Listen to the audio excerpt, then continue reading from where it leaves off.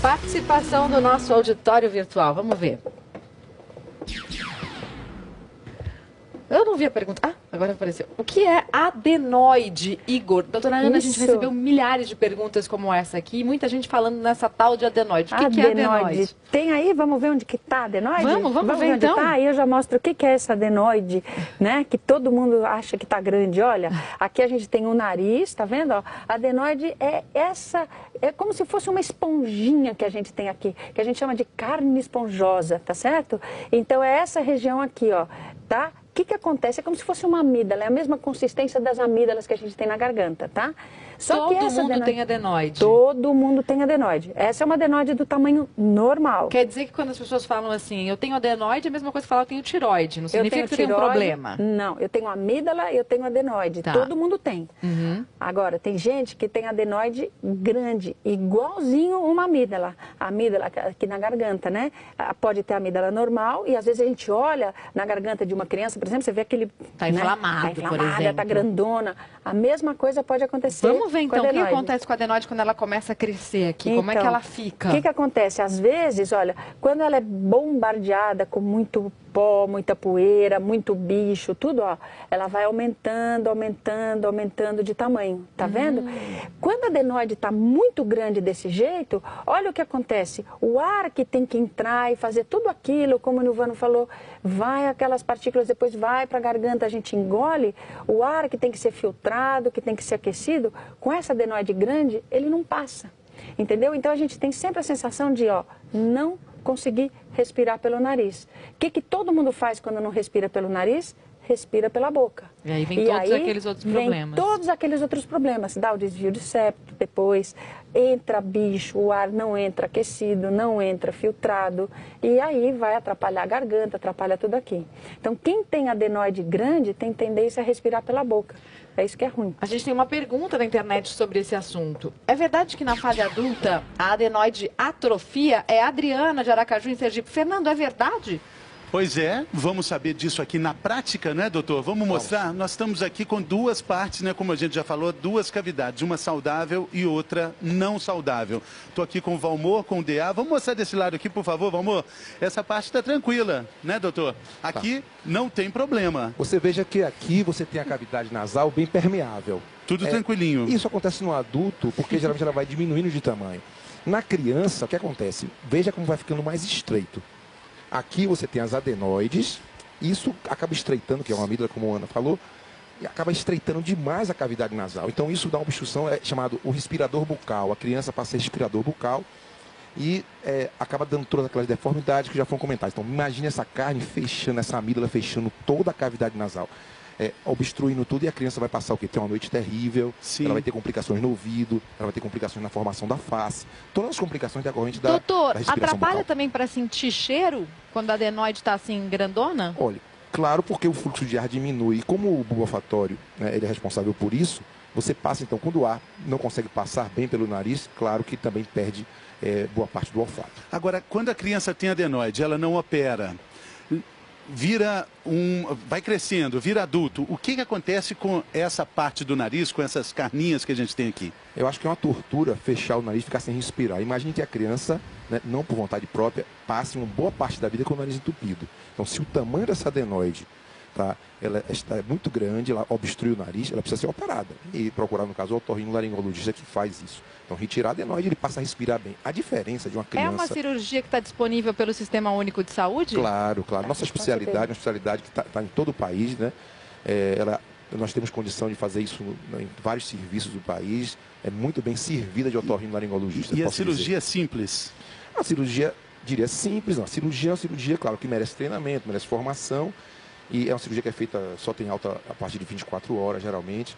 Você retira e o paciente fica muito bem e volta a respirar fantasticamente. A diferença entre uma criança... Desculpe. Não, desculpe. O que é importante também é que depois que a criança faz essa cirurgia da adenoide, ela começa a falar melhor. Porque o que acontece? A criança, quando está com a adenoide grande, ela não consegue falar nem direito. Ela fala toda assim, tem uma voz toda nasalada. E depois que ela tira a adenoide, ela começa a falar melhor.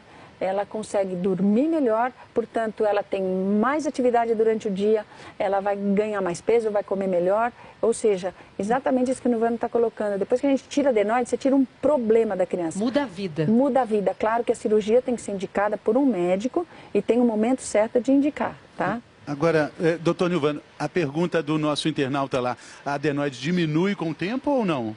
Claro que diminui. Então, a faixa de aumento da adenoide geralmente é de 3 a 7 anos de idade, é que ela tem um maior tamanho. Essa tá murchinha aqui. Essa já está diminuindo, veja, de tamanho. Então, na adolescência, praticamente, ela já terminou de crescer, já está diminuindo de tamanho. Adultos não tem problema de adenoide? Essa é uma questão muito importante. Mas como o nariz, né, ele acaba diminuindo, só que o sintoma obstrução nasal passa, na verdade, a existir de uma outra causa. Lembra do desvio de septo que nós falamos? Então, na adolescência, a obstrução passa a ser causada muitas vezes pelo desvio septal. Mas qual foi a causa? Foi não tratar da adenoide quando era criança, foi respirador bucal, deformou a face e fez desvio septal. Tudo bem, entendeu, Mariana? Entendi, Fernando. Vamos dar uma pausinha agora aqui no nosso assunto sobre nariz. Vamos ver mais uma perguntinha do nosso auditório virtual aqui? O que devo fazer para o sangramento do nariz parar? É a Valnice, lá da capital da Bahia. Fernando, você tem a resposta aí para a Valnice? Valnice, respire fundo, não saia daí. Depois do intervalo, a gente conversa com você.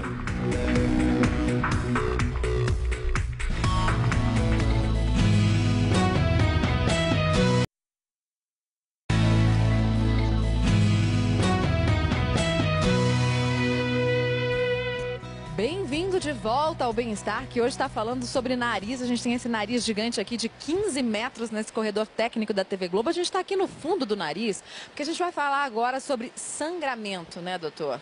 Exatamente. O sangramento nasal, como os vasos mais potentes do nariz estão no fundo do nariz, os sangramentos nessa região são muito graves.